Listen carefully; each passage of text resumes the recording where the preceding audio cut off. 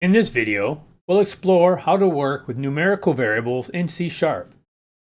I will be touching on performing arithmetic operations and using operators to increase and decrease, as well as calculate remainders. First, let's take a closer look at some numerical types in C#, starting with integers. Integers are used to store whole numbers, like 10 or -5, without any decimal points.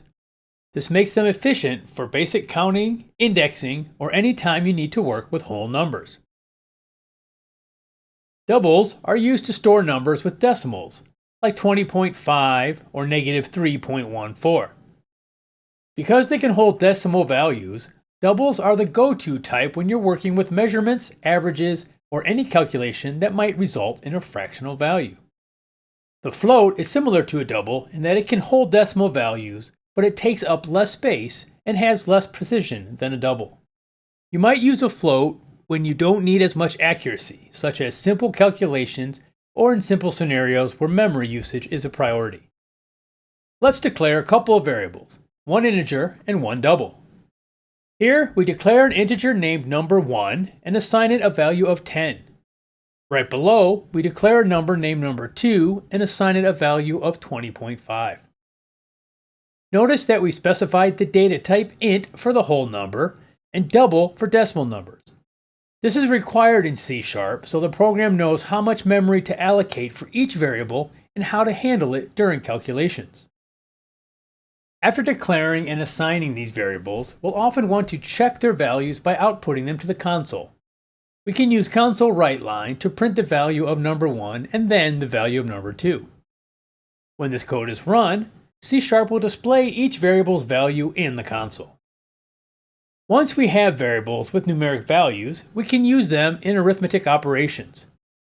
With these basic operations, addition, subtraction, multiplication, and division, you can manipulate and calculate values in your program. The modulus operator, represented by the percent symbol, is used to find the remainder when one number is divided by another. Here we have an integer value called number1 set to 10. When we apply the modulus operator to number1 with the number 3, we're asking, what's the remainder when 10 is divided by 3? The result is stored in a variable named remainder. In this case, dividing 10 by 3 gives a quotient of 3 with a remainder of 1. So the value stored in the remainder variable will be the number 1.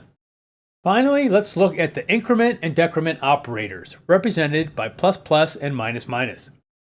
These operators increase or decrease a variable's value by 1. Here we use number1 ++ to add 1 to the variable number1, which is a quick way to increase its value. Similarly, number2 - subtracts 1 from the variable number2, allowing us to reduce its value by 1. The increment and decrement operators are commonly used in loops and counters, making them very efficient for adjusting values in a program. C# provides a more streamlined way of performing arithmetic. Instead of writing out full expressions like number1 equals number1 plus 5, we can use combined assignment operators, which make our code shorter and more efficient. Here's how it works.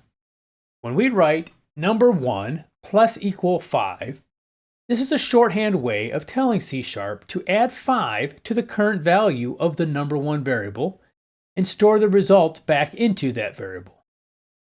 So if number1 initially holds the value 10, after this operation it will hold the value 15. We can use the -= operator to subtract a specific amount from a variable.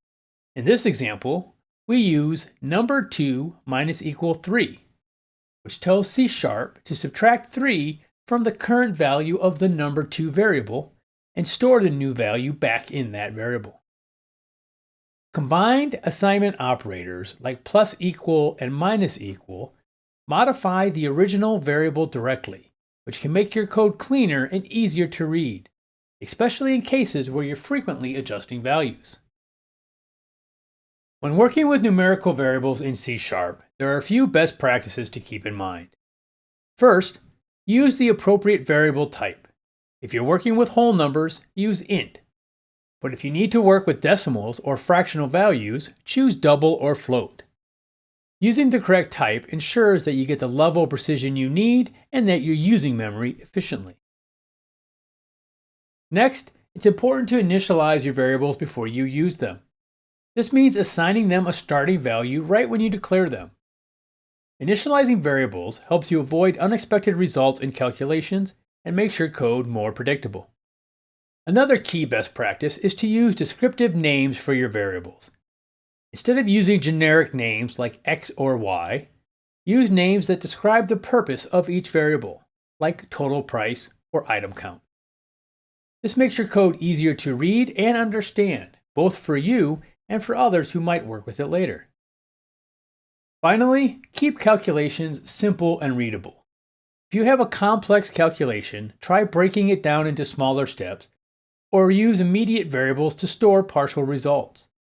This makes your code easier to follow and also makes it easier to debug if something goes wrong. That wraps up this video where I've covered the basics of using numerical variables in C#, from setting and reading values to performing arithmetic and using increment operators. Keep practicing these concepts and check out more resources on breakpointcoding.com. And don't forget to subscribe to this channel for more coding tutorials.